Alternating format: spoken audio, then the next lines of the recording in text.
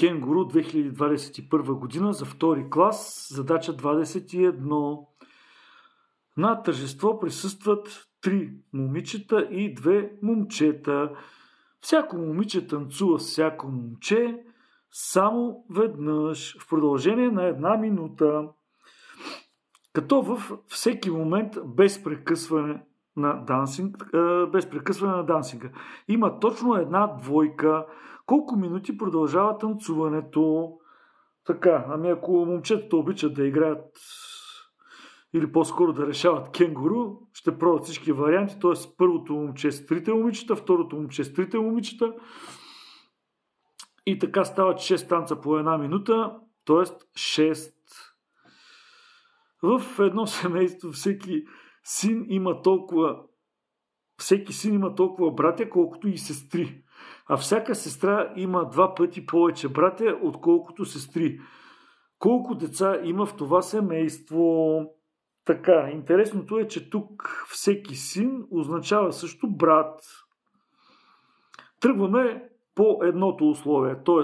братът трябва да има толкова братя, колкото и сестри. Пробваме с един брат и с една сестра. Какво се оказва? Братът има толкова братя, колкото сестри, но сестрата няма сестри. А ние целим още едно условие, което е всяка сестра има 2 пъти повече братя. Така. Значи в момента добавяме още по един брат и сестра.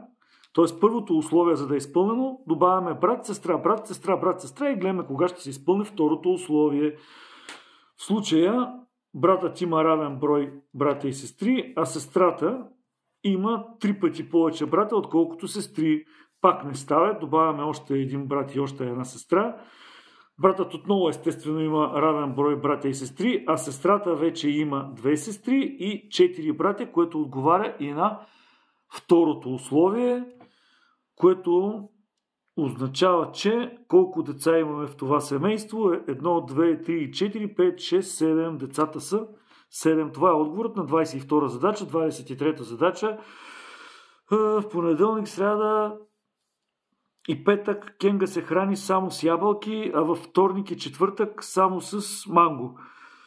На ден тя изяжда или една ябълка или 3 броя манго. В събота и неделя Кенга почива и не яде нищо. Колко плода изяжда Кенга за 2 седмици? Така. Пише си ги дните. Понеделник, вторник, сряда, четвъртък, петък. Които яде, които не яде, няма значение. На ден тя изяжда, кои дни какво яде? Така. Само с ябълки, във вторник, понеделник, сряда и петък ябълки. Тук имаме ябълки. И то по една ябълка. Така. А във вторник и четвъртък само с манго и тя яде по 3 броя. Значи тук имаме 3 пъти манго и тук имаме 3 пъти манго. Колко плода изяжда Кенга за 2 седмици? Тоест, за 1 седмица тя ще изяде 3 ябълки и 6 мангота, 9 плода. За 2 седмици са 9 плюс 9, 18 плода. Това беше задача 23 и задача 24. Стоян подредил книга, топка, конструктор, пъзел и калкулатор. Които получил от дядо Коледа по един подарък на всеки от 5 рафта на шкафа вдясно. Топката е по-високо от книгата и по-ниско от конструктора. Добре, нека да изпълним първото условие. Топката е по-високо от книгата. Ако топката е тук, топката е по-високо от книгата, значи книгата е под нея някъде, и по-ниско от конструктора. Конструктора е някъде над нея.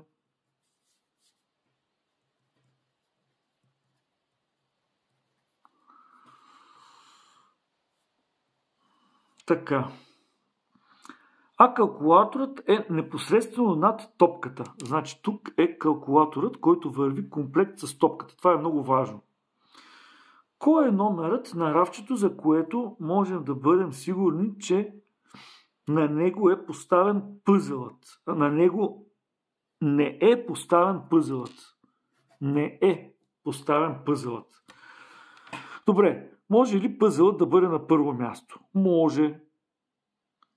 Може ли да бъде на второ? Може, когато е под конструктора, ето тук. А може ли да е на трето? Някак не може, защото тези двете върват комплект. Тоест, ако той е под тях, ще бъде на четвърто.